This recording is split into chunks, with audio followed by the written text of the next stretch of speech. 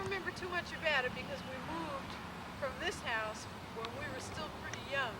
But we used to play on the sidewalks here and go around, and I do remember over there, you can see one tree remaining. There used to be two short, squat trees and a lot of bushes there, and we would play house in there all the time, and we had a whole little kitchen and dining room and living room set up, and it was a great place for young children to pretend and fantasize. Here's God's little acre.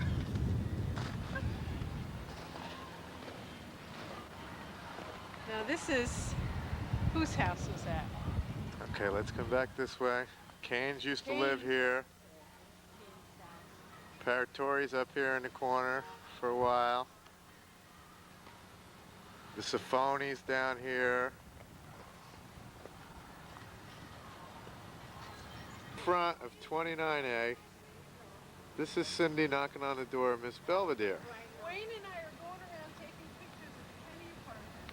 And I saw that your door was open. So we thought we'd stop by and say, want to wave to the camera? Oh, yeah. Hiya. So you're one of the few people. Yes. Mom is still here. You lived here when you were next door. That's right. We sure did. Are you taking a picture of me? I sure am. Where's Lenny? No, they There's all look four. alike, don't they? Oh my goodness. They must have had the mine on their work. Wow. Yeah, he's all the way, you know, he's Where does he live? near Lake George. Uh-huh. Yeah, we went up there, and you see taking pictures of me? He might be. Oh my God, I look like hell. That's all right. That's all right. Well, you tell them that we stopped by and that we said hello. Okay. Well, I sure will. Great. I sure will. Great. Did you have a nice holiday? Yeah, we went up there. We had to come back because Michelle had to go to work. Uh-huh. So She's Michelle working. still lives in this area. No, she's working at the station. Stop in if you want to. Here we are. That was Ronnie Belvedere that you just saw. She lived next door to us when we lived in 29A. That's the front of 29A, and I'm going to tell you the story of my tree. This is my maple tree that I planted when it was a teeny little baby. It was growing in my garden, and I didn't want to kill it, but I didn't want it in my garden. It was only about, that big or so, and I pulled it out and I planted it in between the bushes that grew on our front walk. And it grew there for a couple of years, and the postman stepped on it and broke it in half. So now it has two main branches because he stepped on it, and it just kept growing and growing. And every year I thought that it would get killed or somebody would pull it out. And even after we moved, I thought, well, they're never going to let a tree grow there because it's a stupid place for a tree.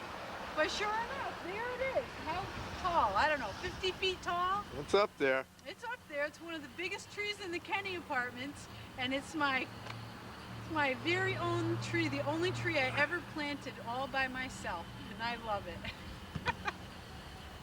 Now, what we're showing you now is a shot up here to my left of Snake Hill, where we spend many a day in the summertime as kids hiking, climbing, doing all kinds of stuff up there, camping out, whatever. Had a lot of fun up there.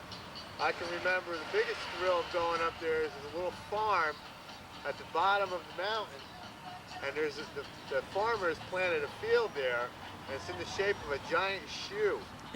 And the legend had it that the giant walked over the mountain there, and he left his shoe print in the field, and the farmer just planted his crops there.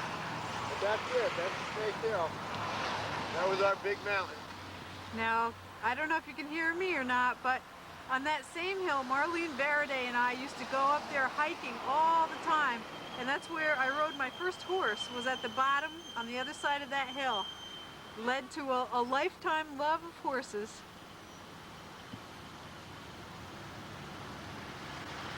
It's like when we used to play here. All these roots and everything that you had to climb up.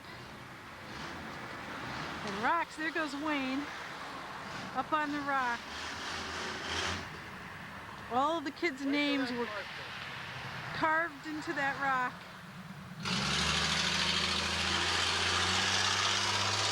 Wow, sounds great. There you are, bro. You running? I'm running. Hi, this is me. I'm in the woods. This is where we used to play a lot. We used to play Army here. This is the rock that was always the fort. We used to play in here. I remember the Mulligans and the Clarks and Varadays and all kinds of people. And this is it. This is where we grew up. All right. A lot of fun here. I'm coming up to take a shot of the rink. Ice skating.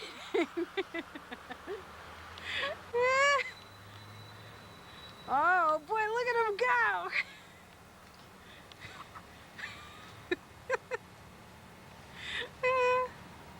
This is the Delano Hitch Ice Skating Rink.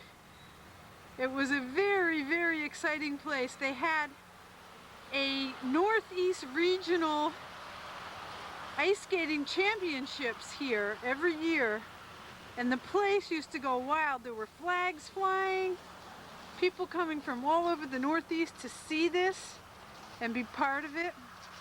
Madeline Mulligan was the best skater that the Kenny Apartments put out. And this is where the place where I used to fall down on my double-edged skates and cry. Just like Lauren. Yeah. Just like my daughter. Okay. Hi, Cindy. Hi, are we on? Yep, we're on. We are, okay. Wayne's panning Grandma Beetle's house. Now, Grandma Beetle got her name because the Beatles came out about the same time she came into popularity with the children of the Kenny Apartments, and her haircut was the same exact thing as the Beatles, except it was all gray. And she was kind of nice, but sometimes gave the kids a bit of a pain, so we named her Grandma Beetle, and the name stuck. Kenny Apartments. I can't hear you. We're doing a documentary of the Kenny Apartments. Oh, well, we should be in it then. Yeah, come You on, are. stick your heads out. Stick your heads out. So you can hear the music too? No, they can't hear the music. They might. You got a good mic on there. That's Brother Brian and That's ugly old Dennis. ugly old Dennis. Okay, here we go. You hear the music though out there? Yeah, I can Dennis is hear gonna come out and beat me up now.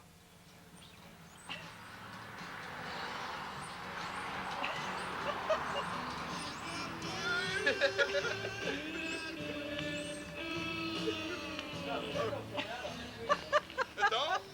It got a mic on It's there. all It does. right. No, stick What it a there. riot.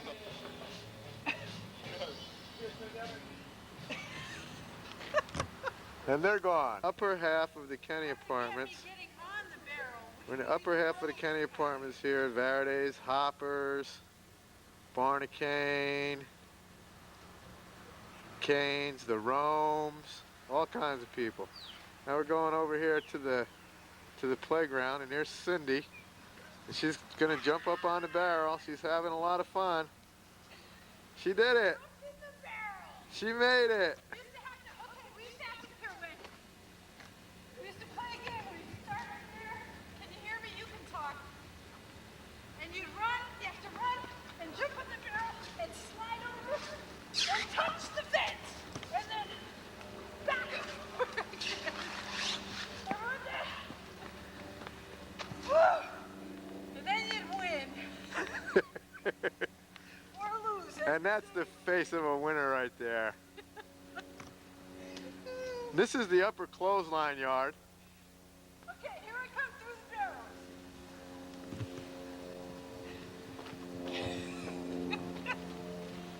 I love these barrels. My name is probably still in some of on the fence.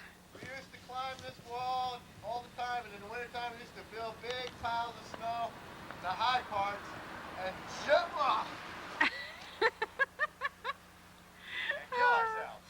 We used to start down here and we would go all the way to the end. And once when I was walking hand over hand across this fence, I had a Coke bottle in my hand, and that's how Cindy's tooth got chipped. This is the hill, the infamous hill. We used to come here and spend every day in the wintertime. We used to have lots of snow, and we used to start up here where the wall is, And we used to sleigh ride all the way down the hill. And I tell you, we thought it, at that time when we were kids, we thought this was the biggest hill in the world. We used to have to try and get through the 3 trees down there. If you could make it all the way down the hill and out into the court on your sled, you were the best. That was it. You were everybody's idol.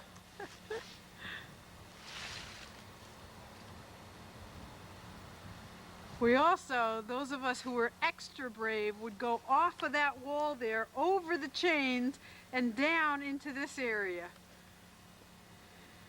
Right into the brick wall. Taking this picture is that this is where all the group children's games emanated from. We would gather here every night and play games like Call Ring-a-Lario and Choose Up Sides and Tag, and everything happened right in this square here. The hanging out, the slam books, the romances, all took place right in this area right here. There's Wayne, isn't he cute on our sleigh riding hill? One other thing too, I just came down off of that path. See that little path up the middle of the grass? There was never a path there before, but because the children ran up and down it so often, the people who built the project decided to give in to them and build a path there so they didn't have to keep replacing the grass all the time. We won again. State Department of Public Works, where Dad worked for 20 some odd years. Now he just had a mild heart attack recently and might be retiring, so he might not be working there anymore, but this is a shot from the courtyard to the State Department. Give us a wave now, give us a wave, come on. We've gone through many in the year. Pat's grandmother, still Yeah, here. Pat's grandmother, they're still there. The Claflins live there. And this is where we dumped all our And garbage. this is our garbage house. Okay. The home stretch. Here we are, walking the well-worn path of the Kennys. Uh-oh, he's gonna jump the fence. Here he goes, jumping the fence into the closure. Yeah! Yeah, there he goes. All right, there's the Mulligan's house. Who's hanging out those windows here? Now the chains that are coming up, that used to be a big thing. See who could jump the chains.